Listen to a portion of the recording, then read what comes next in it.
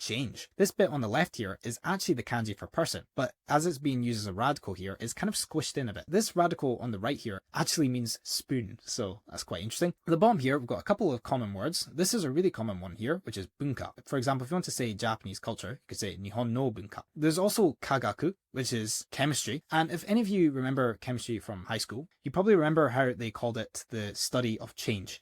So that's literally what it means in Japanese. It means change study or change learn. As I mentioned, this first radical here is person. And how I like to remember it is I do this sport called judo, and I just think it looks a bit like a takedown in judo called an uchimata, which just means an inner thigh throw in Japanese. And yeah, I just think of it as it's like a person balancing on one leg like this, so that's how I like to remember it. But you can just think of it as a person balancing on one leg. Then the second one here is spoon, which is kind of got this hook shape, so I kind of think of it as like a scoop. And here's the amazing memorable analogy which I've come up with for you guys, and it's just a person has poured all these ingredients into a bowl and then they're stirring it together with a spoon. Why a person putting ingredients into a bowl? Well, the first component of this kanji is person. Why are they stirring it with a spoon? Because the second component is spoon. So using a spoon to change the ingredients into a nice batter. Also, if you're wanting to learn all of the 1,000 most common Japanese kanji, please feel free to go ahead and check my 1,000 kanji 90-day challenge, all step by step, tons of resources and additional things to help you revise and things like that as well. So it's going to be a lot of fun if you're interested.